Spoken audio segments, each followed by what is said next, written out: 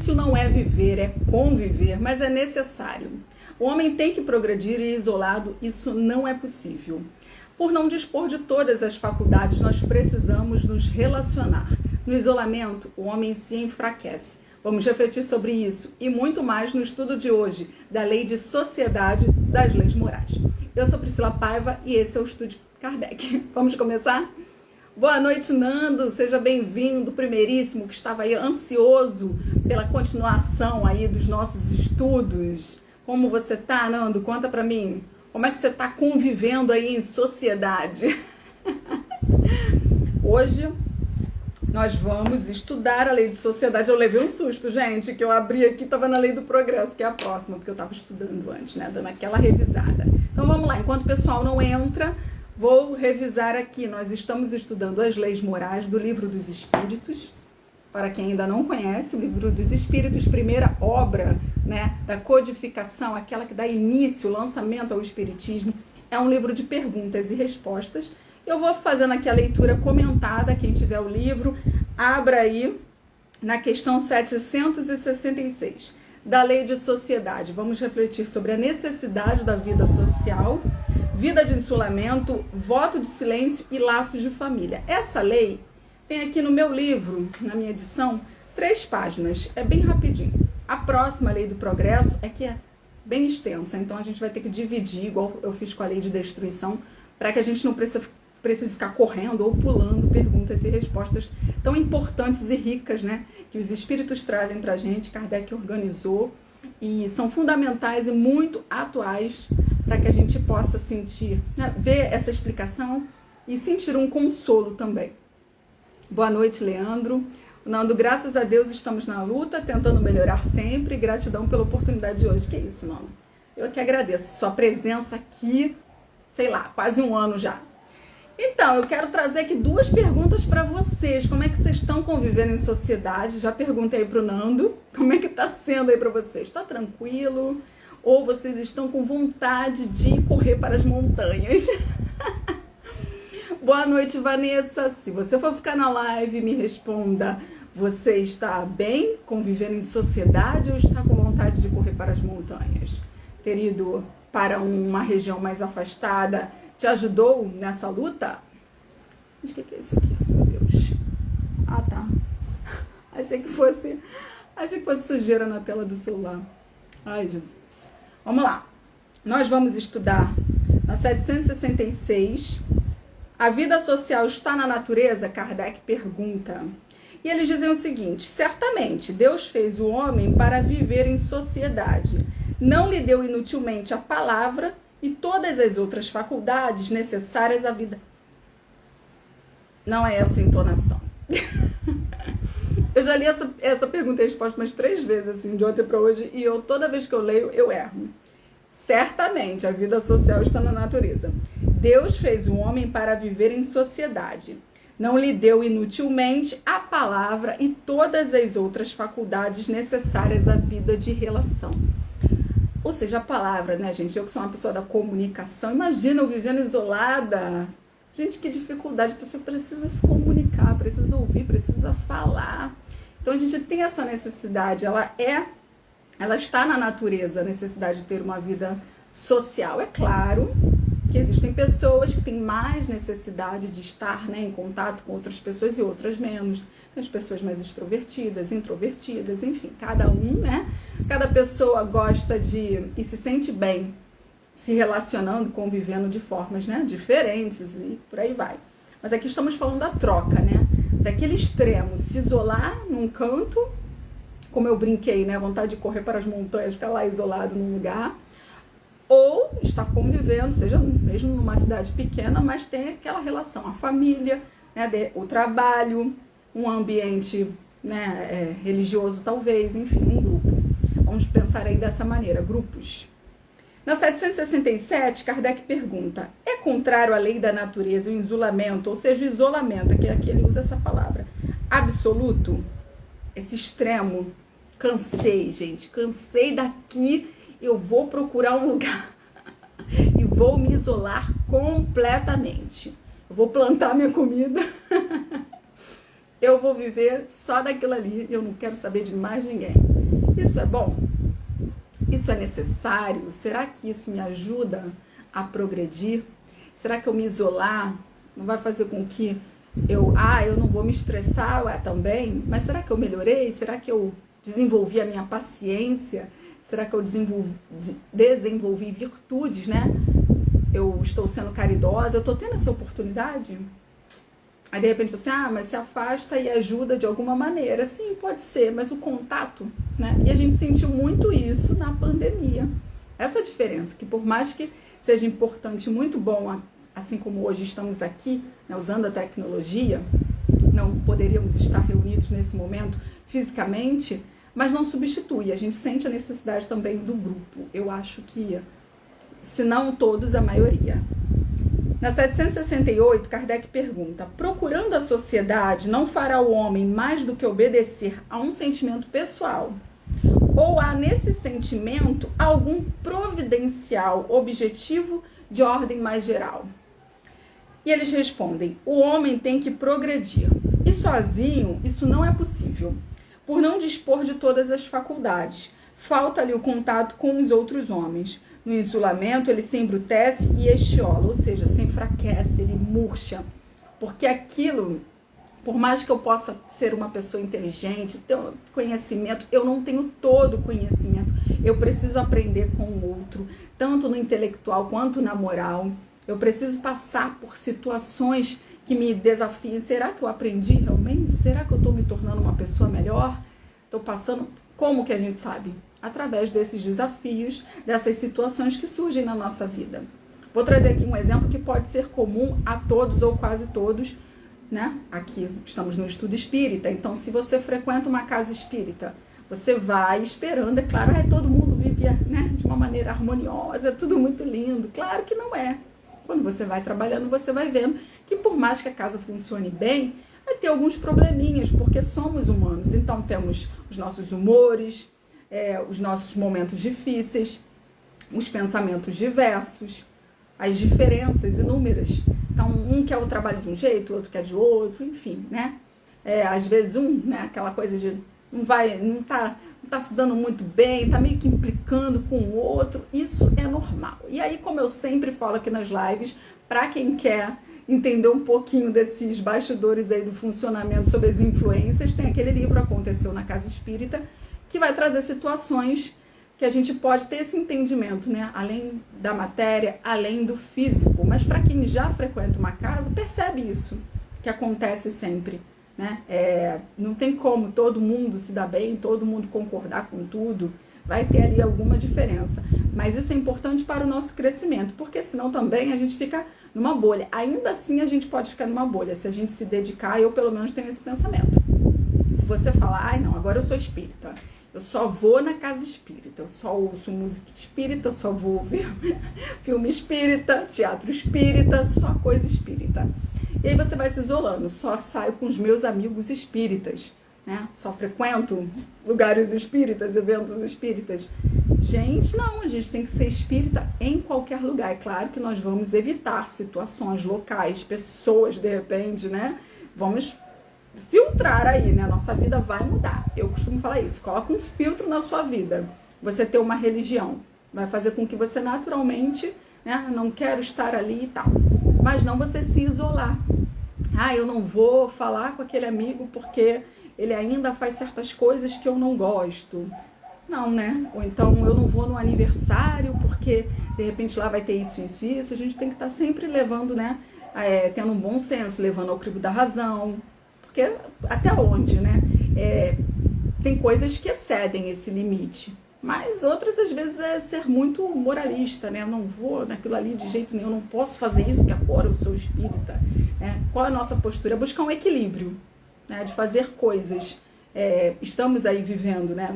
No mundo, vivemos em sociedade, em grupos, e sendo quem nós somos e quem nós queremos ser com equilíbrio. E aí Kardec faz um comentário nessa resposta embaixo, diz: homem nenhum possui faculdades completas. Mediante a união social é que elas, umas às outras, se completam, para lhe assegurarem o bem-estar e o progresso. Por isso aqui, precisando uns dos outros, os homens foram feitos para viver em sociedade e não isolados.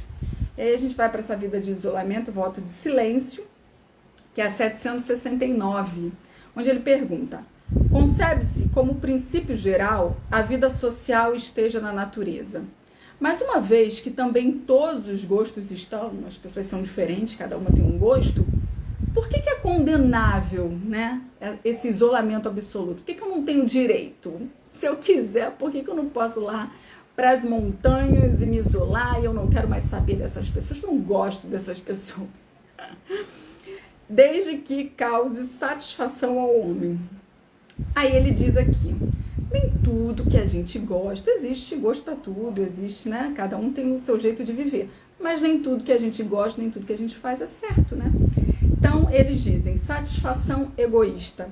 Também há homens que experimentam satisfação na embriaguez. Merece isso aprovação?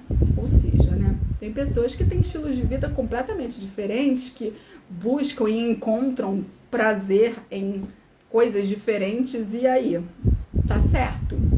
É isso que ele faz, né? A comparação assim com você achar que de repente a pessoa tá certa de se isolar completamente. E esse se isolar é se isolar completamente mesmo. Não é a pessoa sair da cidade grande para uma cidade pequenininha, né? Então, de repente, ter o sítio dela. Ai, imagina, né? Só ouvir os bichinhos, não ouvir muita coisa. Ai, meu Deus. Enfim, não pode agradar a Deus uma vida pela qual o homem se condena a não ser útil a ninguém. Então, essa é a grande questão. Não é exatamente, se você mora numa região mais longe e, sei lá, vê os outros humanos uma vez na semana, vamos supor. Eu só tenho contato com grupos, com a sociedade ali. Para mim é tão difícil imaginar isso, já que eu vivo aqui no meio de tanta gente, nessa cidade que é considerada o formigueiro das Américas. Vocês têm noção que eu moro na cidade onde se diz que há mais pessoas por metro quadrado? Ai, que loucura! Jesus me tira daqui. Então, eu tô tentando imaginar aqui, né? Se alguém mora aí numa região bem assim afastada, me ajuda. Vamos supor, a pessoa tem lá a fazenda, sei lá o quê. Mesmo assim, na fazenda precisa de mais gente. Então, o sítio dela, ela planta lá, come aquilo, tem o bichinho e tá tudo certo. E ela, tô imaginando uma novela da Globo da tarde. Uma vez na semana, sei lá, ela vai na cidade, vai ter algum contato. Não é essa a questão. Aqui fala daquele isolamento total. Tanto que ele diz assim: não pode agradar a Deus uma vida pela qual o homem se condena a não ser útil a ninguém.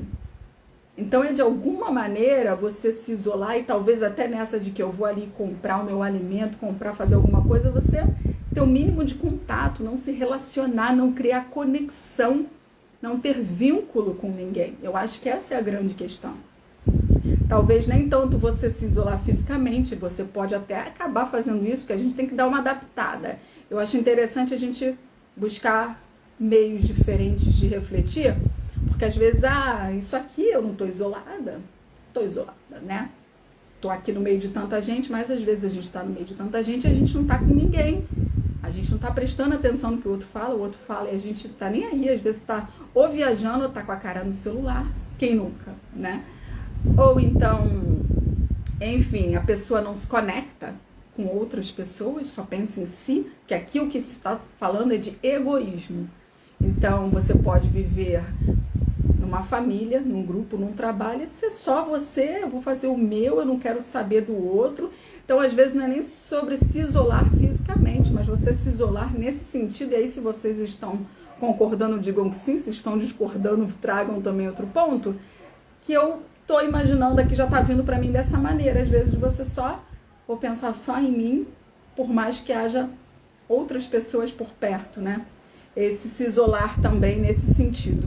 Aí sou eu que estou falando, não está aqui no livro não. Na 770, Kardec pergunta: que se deve pensar dos que vivem em absoluta reclusão, fugindo ao pernicioso contato do mundo? Eles dizem duplo egoísmo. E aí Kardec dá aquela cutucada fazendo a pergunta que ele bota como A. Mas não será meritório esse retraimento se tiver por fim uma expiação, impondo-se aquele que o busca uma privação penosa? E aí eles respondem: fazer maior soma de bem do que de mal constitui a melhor expiação, evitando o mal aquele que por tal motivo se isola, cai no outro, pois esquece a lei de amor e de caridade. Então você de repente se isolar e evitar que você passe por situações talvez ruins, ou que você, enfim, né? Eu não tenho muita paciência, não tô mais aguentando essa galera, eu vou subir lá nas montanhas, eu vou me isolar, que assim eu não me aborreço. Ok, todo mundo tem o direito, né, de você procurar uma vida melhor, um lugar melhor para viver a qualidade de vida. Mas aqui ele fala que você se isolar demais para evitar o mal pode fazer também com que você esqueça da lei de amor e caridade, porque através dessa relação que a gente tem com outra, que a gente tem a oportunidade do nosso desenvolvimento, do nosso crescimento e de ajudar o outro. Qual é o nosso norte? Fora da caridade não há salvação. Como é que eu posso ser caridosa se eu me isolar completamente? Então, esse é o ponto, né? Mas não será meritório esse retraimento se tiver por fim uma expiação, impondo-se aquele que o busca uma privação penosa?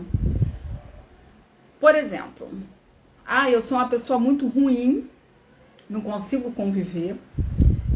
Eu sei lá, sou egoísta, eu estouro, eu explodo, eu tenho um monte de defeito. Então, o que eu vou fazer? Eu vou me isolar, porque assim eu não arrumo confusão com ninguém, não. Isso é o que eu estou imaginando aqui, né?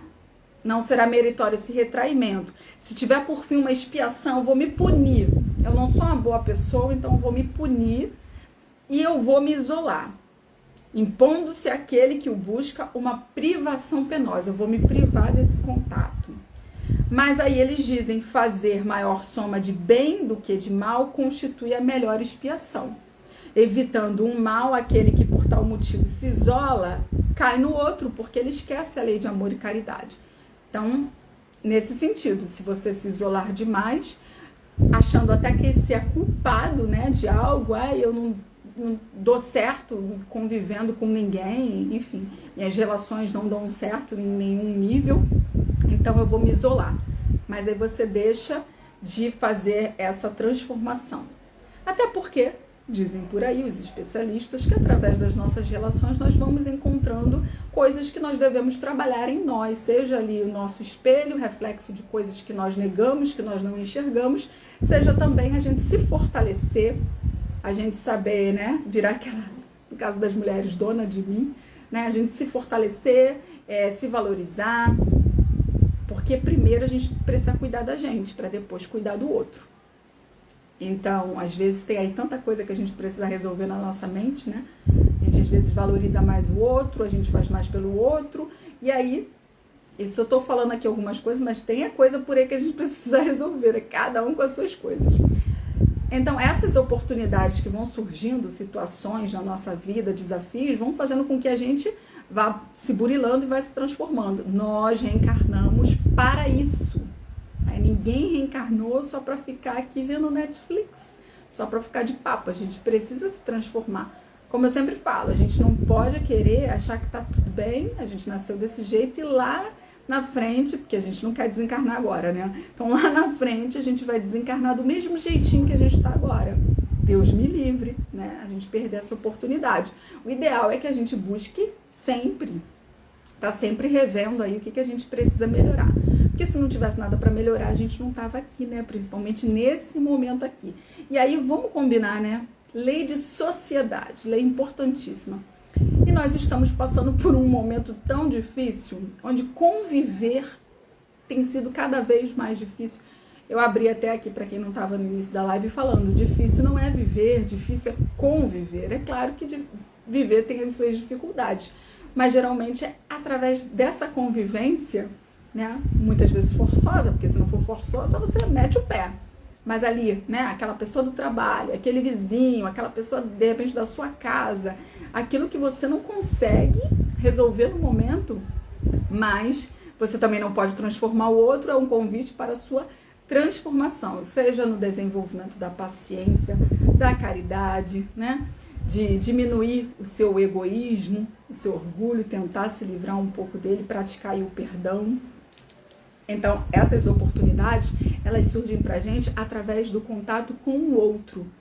Quem é que aprende sozinho apenas? Você vai aprender quando você tiver ali uma situação frente a frente com o outro. Às vezes você tem uma facilidade na família, mas vai ter uma dificuldade em outra área. Tem pessoas que têm dificuldade, por exemplo, de trabalhar em equipe. Todo mundo tem dificuldade. Mas bora lá. Na 771, esse eu tô falando a beça porque ela é bem rapidinha. 771. Que pensar dos que fogem do mundo para se votarem ao mister de socorrer os desgraçados? Aí é uma outra situação, uma outra história. Eles dizem, esses se elevam rebaixando-se. Têm o duplo mérito de se colocarem acima dos gozos materiais e de fazerem o bem, obedecendo à lei do trabalho. Aí ele já conecta com a lei do trabalho, né? Ser útil ao outro, para si e para o outro, né? E aí que eu lembro dos missionários, das pessoas, né, que vão em causas humanitárias. Aí é diferente, de repente a pessoa vai se isolar de uma forma, eu vou para o interior de um país, eu vou para um lugar isolado, lá não tem, sei lá, não tem nem internet. Mas é uma outra situação, aqui é outro foco, não é o egoísmo, é justamente o contrário, né? Ó, a pergunta que ele faz é, que pensar dos que fogem do mundo para se votarem ao mister de socorrer os desgraçados.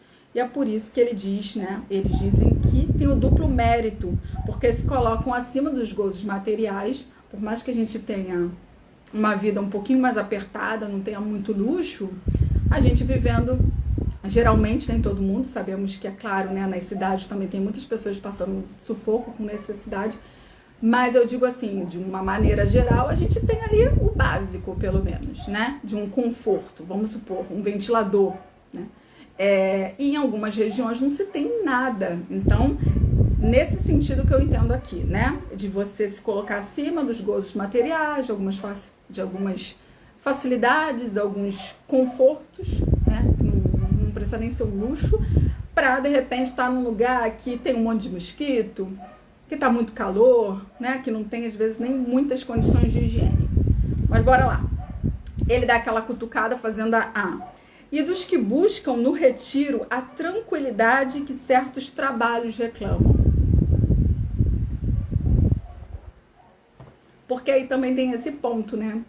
Algumas pessoas têm a necessidade de se isolarem por um tempo, seja na sua própria casa, na cidade, né? Só nesse momento eu preciso me isolar um pouco, deixar de ir em tantos eventos, participar tanto aí da sociedade. Ou se isolar mesmo indo para uma região mais distante. Mas isso é diferente. Eles dizem, isso não é retraimento absoluto do egoísta. Esses não se isolam da sociedade porquanto para ela trabalham. Eu ia falar para elas, mas é para ela a sociedade, né? Então a pessoa ela não tá ali, eu vou me isolar completamente aqui, seja ou porque eu sou uma pessoa péssima, ou porque eu não quero mais essas pessoas aqui perto de mim. É por um motivo. Por exemplo, a pessoa que vai prestar concurso, que está estudando, ela precisa se isolar um pouco, não tem como. Pelo menos por algumas horas ela vai fazer ali, né, uma rotina para que ela consiga se dedicar, ter aquele foco e ter o resultado dela depois. Não dá para ela ter uma agenda cheia. Hoje eu tenho live, hoje eu tenho evento, hoje eu tenho festa, hoje eu vou ali, nananã. É bem difícil. Uma pessoa que está criando um projeto novo, uma pessoa que está abrindo uma empresa, de repente, né, está criando aí alguma coisa, ela precisa se concentrar. Uma pessoa que vai escrever um livro, né, que vai, sei lá, fazer aí, vai compor, quantos artistas aí que... eu ia falar assim, Leandro, conta aí um exemplo pra gente. Por exemplo, artistas, né, que se isolam. Qual foi o filme agora que veio na minha mente? Não sei se foi o do Queen, que eles vão para uma região isolada para... É esse, Leandro, do Queen, que eles vão para uma região isolada para compor? Leandro está falando, algumas vezes é necessário se isolar um pouco para buscar um equilíbrio maior naquele momento. Exatamente. Aí depois aqui tem a resposta que vai falar justamente sobre isso, né? Do porquê que é necessário. A gente precisa se concentrar, parar com essas distrações, né? Que hoje em dia a gente acrescenta o celular, mas aí são várias, né? Das situações de fora, dos convites, você precisa parar e falar, é isso aqui. E aí seja terminar, né, um TCC na faculdade, a pessoa que está fazendo aí uma tese de mestrado, ela não pode estar aceitando tudo, sair com os amigos, ela não consegue. Quando eu digo não pode, não é assim, olha, você não pode, é porque eu sei tanto das minhas experiências quanto dos meus amigos, das pessoas à minha volta. A pessoa vira e fala, olha, eu vou ter que ficar aí 2 meses, né, evitando sair e tal, por isso, porque não tem como, ainda mais com a vida corrida que a gente tem. Então, isso é um mérito, porque, e até mesmo nessa de, eu tô fazendo algo pra mim, sim, mas é pra contribuir com a sociedade também, né, porque você tá se tornando ali um profissional, porque você vai se dedicar de alguma forma, você não tá se isolando, você tá se isolando pra não ter contato com ninguém, porque você é egoísta, você tá se isolando porque naquele momento é necessário você ter esse silêncio, essa tranquilidade, esse equilíbrio, se concentrar, focar para poder organizar ali teus pensamentos, estudar e organizar, não tem como. Então todo mundo que pretende aí, né, chegar aí num ponto de construir aí algo, principalmente essa parte, ou a parte, o pessoal, né, mais da saúde, a parte criativa, tem várias áreas que você precisa desse momento para poder construir algo e depois você entregar para a sociedade. Eu tinha pensado em outra coisa, mas me fugiu da mente. Mas aí, como eu dei o exemplo, né? Eu acho que foi o filme do Queen, sim, que eles se isolam e tantos outros. Um dia eu até brinquei falando que a minha meta para a vida é ser tipo o Almir Sater. O Almir Sater é aquele cara que ele tem a casa dele lá no meio do mato, aí ele vai lá, ele compõe. Claro, eu não vou compor nada. Mas ele vai lá, ele compõe, depois ele vai pra cidade, ele faz os shows dele, ele ganha os dinheiros dele, quando ele quer ele faz a novela dele, tá tudo certo. Ou seja, o cara equilibra, ele tá lá no meio do mato com os bichos, coisa e tal, com aquela paz, e depois ele vai pra cidade, ele faz o que tem que fazer. Essa é a minha meta pra vida. Que delícia que deve ser, né?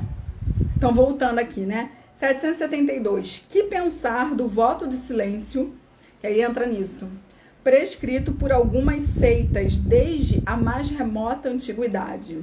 Silêncio, gente, imagina a Priscila fazendo voto de silêncio. Não ia aguentar, que tortura para mim. Perguntai antes a vós mesmos se a palavra é faculdade natural e por que Deus a concedeu ao homem. Se Deus me deu o dom da palavra, eu tenho que falar. Eu quero falar, eu quero comunicar. Se Deus me deu esse dom, eu preciso comunicar. E aí ele continua.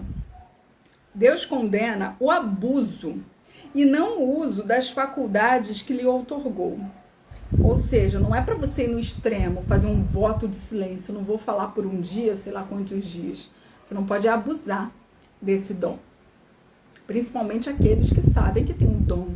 Falando aqui em fala, né, em comunicação, o dom da oratória, o dom da persuasão. Essa influência que temos, precisamos ter muito cuidado. Somos todos falíveis, todos nós podemos errar, é claro, mas a gente precisa estar sempre avaliando, porque pode acontecer de você passar algo, né, uma mensagem, e existe uma grande responsabilidade. Né? Se você passar uma mensagem errada, nós somos responsabilizados, né? Nós, como uma influência, que eu digo, não é nem na internet, mas qualquer pessoa que ocupe não é um cargo, digamos que uma figura de liderança, você não precisa ter um rótulo. Aquela pessoa que está à frente de um trabalho, seja onde for, às vezes a influência é dentro de casa mesmo, com um grupo de 3, 4 pessoas. Eu não estou falando aqui de cargos altos, nem políticos famosos, eu estou falando aqui de todos nós, em algum meio. Aquele, sabe, poder às vezes de manipulação, de você chegar e mexer os pauzinhos, que às vezes é até muito meio que sorrateira, uma coisa assim que os outros nem percebem. Né? Enquanto tem uns que chegam e falam, olha, é isso que eu quero, assim, assim, assim que eu penso, tem aqueles outros que vão ali e as pessoas têm que fazer o que elas querem. Se não fizer, olha lá, hein? Bom, aí ele diz, entretanto, o silêncio é útil. Então, assim, não é para ter um silêncio absoluto, algo extremo, né? Fazer o voto do silêncio, isso não faz sentido. Mas o silêncio é útil, pois aí entra essa questão que a gente estava abordando. No silêncio, pões em prática o recolhimento. Teu espírito se torna mais livre e pode entrar em comunicação conosco. Olha só o que eles falam. Teu espírito se torna mais livre e pode entrar em comunicação conosco. Nem vou tentar explicar isso aqui porque eu vou ficar bem perdida. Mas é bem interessante, né? Porque a gente está vivendo também um momento de bastante exagero em ter que falar, ter que produzir conteúdo, ter que fazer, ter que estar, ter que... Muita informação, infoxicação, né? Muita coisa ao mesmo tempo, e isso vai gerando uma ansiedade. Se a gente se desconecta por um tempo, já parece que a gente não sabe da metade do que está acontecendo no mundo, tudo muda de repente. Às vezes você...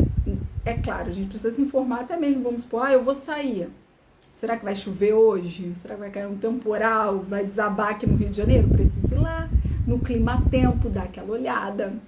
Então a gente precisa ter algumas informações.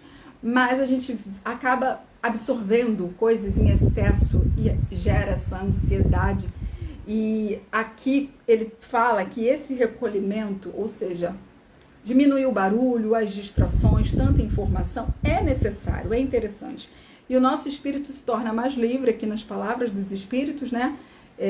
Na codificação, pode entrar em comunicação conosco, ou seja, com eles. Aqui eu trago aqui como comentário também o fato de que, através da prática da meditação, que são coisas que não são espíritas, mas eu acho que é aquilo que serve pra gente, que nos faz bem, é aquilo que todo mundo tá dizendo aí que tá fazendo bem, que não faz mal algum, é você ficar em silêncio, pode nos ajudar bastante, né? E aí tem alguns que trazem isso como uma prática de controle da ansiedade, diminuir a ansiedade, de você se reconectar com você mesmo, de você se escutar, porque às vezes você tá com tantos pensamentos e você não consegue de repente tomar uma decisão, aí você tenta se aquietar e ali vai fluindo. Mas eu não vou entrar muito nisso não, porque eu não sou especialista disso. E aqui ele falou, torna-se mais livre o seu espírito e pode entrar em comunicação conosco. Talvez seja até uma questão, porque a gente sabe que tem os fluidos, né? Tem um pensamento que vai se conectar. E aí, se você está tão imerso nessas informações, nesses pensamentos aqui do mundo material, é como se ficasse um ruído, talvez, né? Imaginando uma água poluída, como se fosse assim os fluidos, né? Um ar poluído, ou você quer um ar mais puro, né? Para se conectar. Também pensei aqui em outra coisa. Você, quando coloca lá o aparelho da Wi-Fi, se você deixa tudo livre, né, a internet está mais conectada. Se você coloca paredes e outras coisas, isso dificulta, né, meninos? Então, assim, a gente pensando... Tô dando uma viajada aqui, eu pensando em como, assim, isso pode se associar a essa questão do silêncio, da gente diminuir o ritmo dos pensamentos, para facilitar esse contato com o alto, com os espíritos superiores, hein, galera? Não, vamos tentar conectar com os superiores. O voto de silêncio, continuando aqui a resposta, porém, é uma tolice. Olha, eu adoro essas respostas, viu? O voto de silêncio, porém, é uma tolice. Adoro quando é assim. Sem dúvida, obedecem com boa intenção. Sem dúvida, obedecem a boa intenção os que consideram essas privações como atos de virtude. Então, a pessoa que faz o voto de silêncio com esse objetivo, ela tem uma boa intenção, ela está tentando desenvolver uma virtude. Porém, enganam-se, eles dizem aqui, enganam-se, no entanto, porque não compreendem suficientemente as verdadeiras leis de Deus. Ficam achando que o fato de se isolar, o fato de deixar de falar, está agradando a Deus. Mas agradando de que forma? Ok, assim, né? Vamos lá. Eu ia falar uma coisa, mas mudei de ideia. Vou dar um outro exemplo. Eu, Priscila Paiva, tagarela da comunicação. Uma pessoa super da comunicação. Aí vamos aí, 2 exemplos. A Priscila quer se tornar uma pessoa melhor. Então a Priscila hoje vai, boa noite, ladeira, vai fazer um voto de silêncio. Não vou falar nos próximos dias. Vai ser uma expiação para mim. Isso é bom? O que eu tô agregando a mim e ao outro se eu fizer um voto de silêncio? Ah, mas eu vou deixar de dar uns foras, eu vou deixar de, sei lá, falar mal, fazer fofoca, mas eu posso fazer tudo isso também em pensamento. Pensa comigo. Eu não posso estar aqui no meu pensamento rebatendo os outros, né? Pensando um monte de coisa errada? Posso. Eu me calar não necessariamente é um ato bom. O que faz a diferença é como eu uso a minha comunicação, como eu uso o meu poder de oratória. Então, em vez de eu fazer um voto de silêncio, prometer a Deus que, ou até barganhar, né? Se eu ficar caladinha aqui por 3 dias, você me ajuda com isso? Isso não está gerando nenhum fruto, nada de positivo. Agora, se eu pego e me comprometo por mim mesmo a usar esse meu poder em prol do bem, aí já é uma outra história. Aí eu tô aqui fazendo a live, aí eu tô de repente ajudando uma pessoa a resolver um problema, aí eu posso explicar algo que uma pessoa não entendeu, que eu tenha facilidade. É diferente. Em vez de eu ir no extremo e fazer um voto de silêncio, porque eu sou uma pessoa que tem a língua afiada, porque de repente eu dou uns foras por aí, coisa e tal, e aí eu pego essa minha habilidade e quero fazer uma expiação, como ele disse aqui na outra pergunta. Como foi que ele falou da expiação? Se tiver por fim uma expiação, impondo-se aquele que a busca uma privação penosa. Se eu entender como uma privação penosa, para mim é muito difícil ficar sem falar. Então, como eu sou uma pessoa que transborda a comunicação, eu vou fazer o voto de silêncio. Esse meu voto de silêncio não acrescenta em nada para a sociedade. Nem para mim, porque como eu falei, eu posso ficar aqui muda, espumando, mas o sentimento de repente de raiva, de querer dar um fora em alguém, de querer falar uma coisa feia, nananã, isso tá tudo aqui no pensamento. E tá lá no Evangelho, pecado por pensamento. Não é só o que a gente fala, não é só o que a gente faz. Se a gente ficar aí sendo consumido por pensamentos negativos, pelo mal, a gente tá praticando também. Até porque tem a questão de que o pensamento cria, né? Vamos bora lá. Então, deu para acompanhar aí meu raciocínio até então, porque vocês estão muito calados hoje. Eles dizem, né, para concluir aqui, o voto de silêncio é uma tolice, sem dúvida obedecem à boa intenção os que consideram essas privações como atos de virtude. Enganam-se, no entanto, porque não compreendem suficientemente as verdadeiras leis de Deus. Aí Kardec faz o seguinte comentário: o voto de silêncio absoluto, do mesmo modo que o voto de isolamento, priva o homem das relações sociais, que lhe podem facultar ocasiões de fazer o bem e de cumprir a lei do progresso. Foi mais ou menos o exemplo que eu dei, né? É assim que Kardec, né, resume aqui pra gente. Essas privações vão nos fazer perder oportunidades de fazer o bem e de cumprir a lei do progresso, de auxiliar o próximo e de nos ajudar também a progredir. Agora a gente entra em laços de família, na questão 773. Kardec pergunta, a gente já está indo para o final, está se alongando aí porque eu estou falando bastante. Por que entre os animais os pais e os filhos deixam de reconhecer-se desde que estes não mais precisam de cuidados? Antes de eu continuar aqui, então vou ler a do Leandro.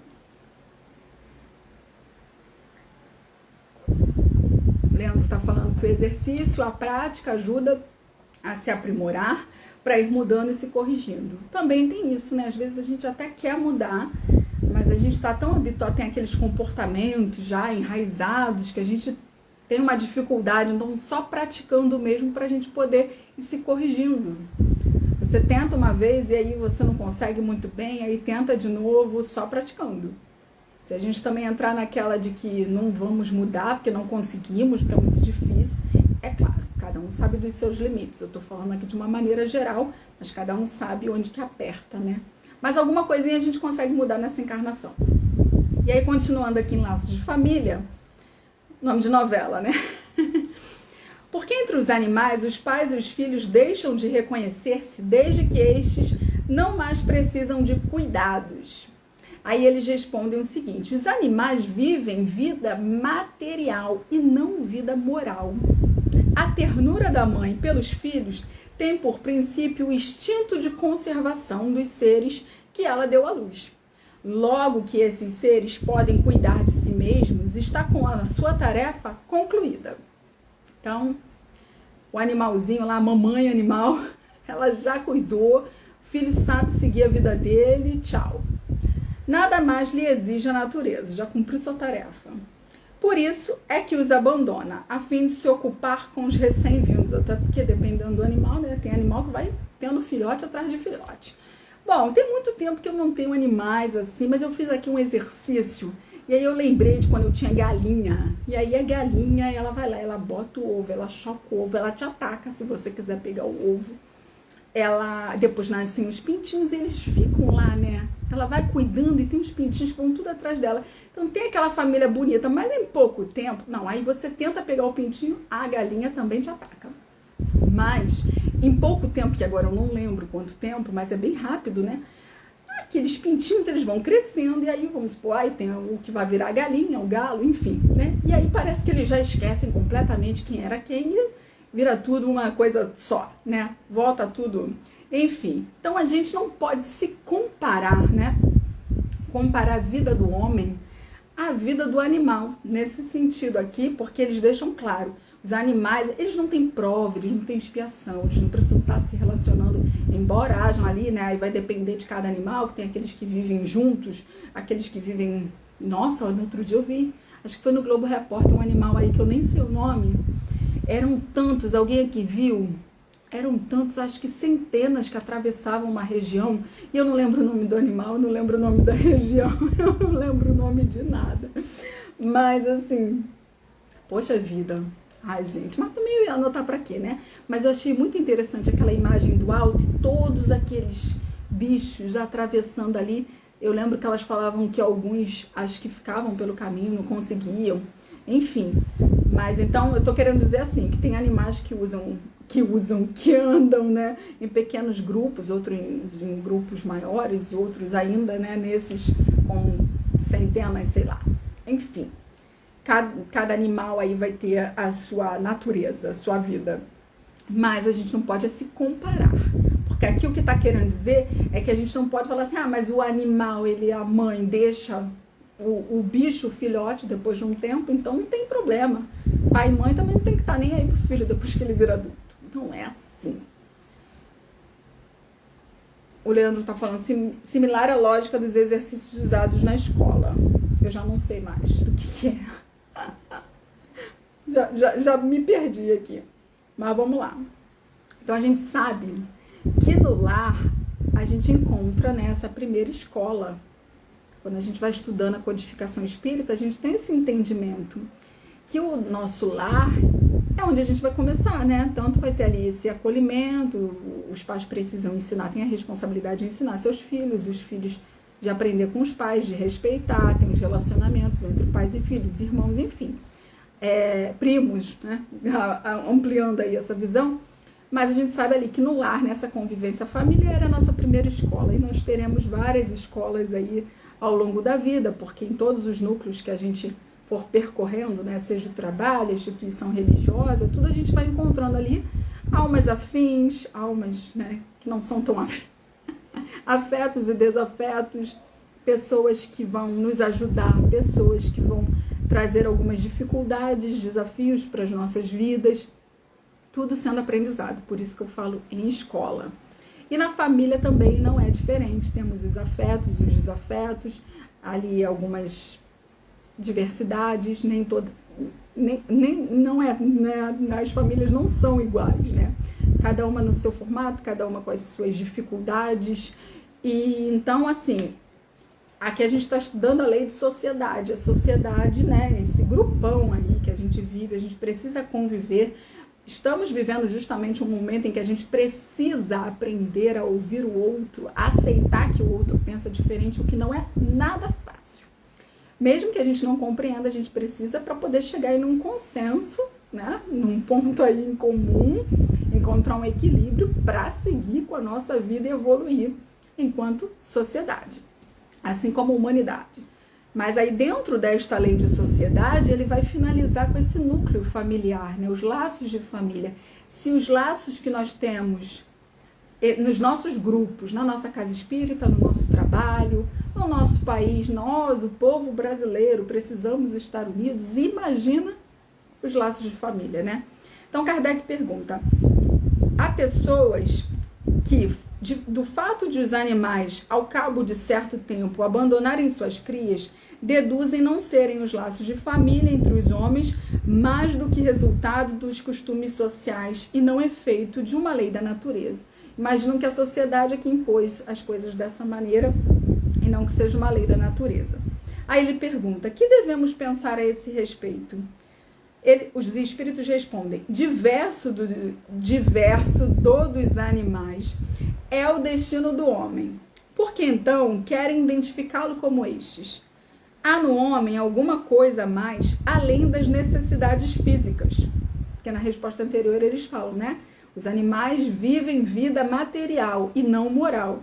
Aqui eles dizem: há no homem alguma coisa a mais além das necessidades físicas. Há a necessidade de progredir. Os laços sociais são necessários ao progresso. E os de família mais apertados tornam os primeiros. Eis porque os segundos constituem uma lei da natureza.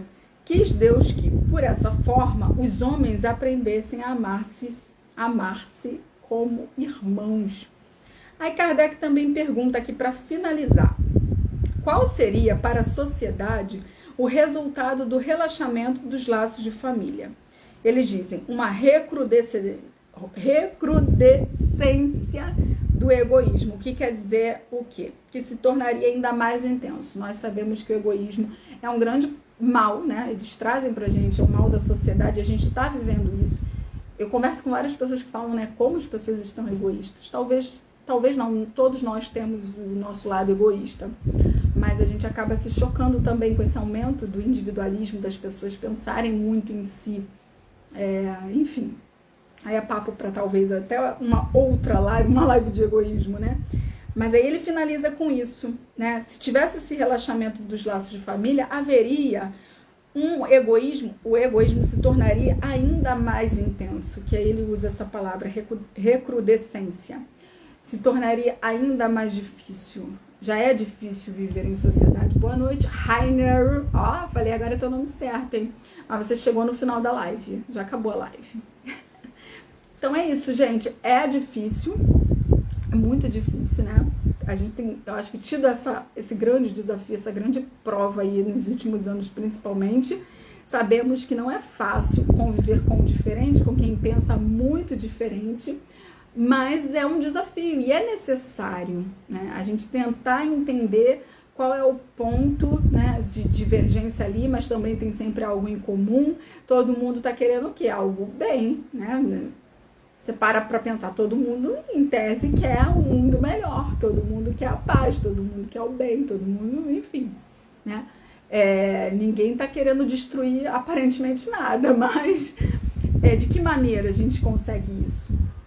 Né? Então, que seja através desse diálogo e dessas relações. Se a gente se afastar e criar uma bolha, né? Não vamos conviver com quem é diferente, fica mais difícil mudar, né? Então é isso. Se vocês quiserem fazer mais algum comentário, a gente já vai encerrar. Hoje foi mais rapidinha.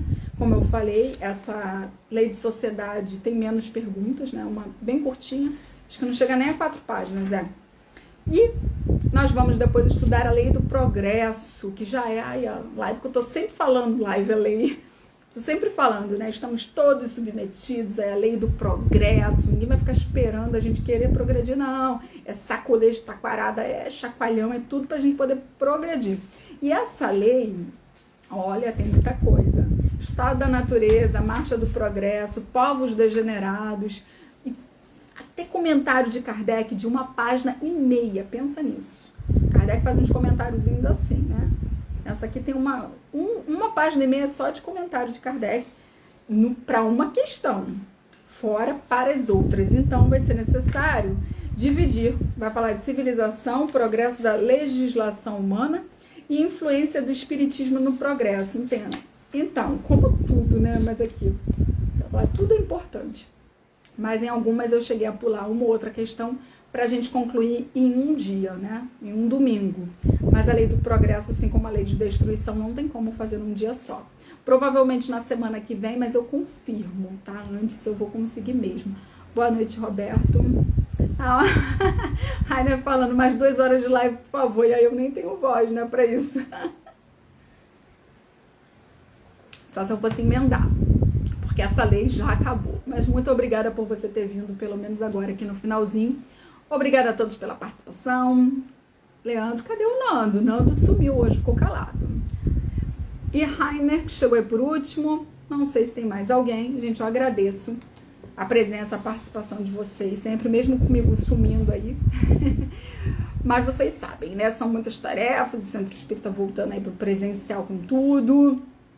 E é bom porque agrega, porque eu sempre falo, né, que eu sou fruto disso, da troca, aí lei de sociedade, dessa troca para mim é fundamental, tá lá estudando, ouvindo outras pessoas, eu trago para cá, e aí eu dou uma provocada nos stories, alguém responde, eu converso, e assim eu vou formando aí, né, tendo as minhas ideias e formando o estudo, né, não sou só eu aqui sozinha lendo, eu e a pessoa que é amiga, né, ou as pessoas, não sei se vocês estão vendo, mas eu sei que tá aqui comigo.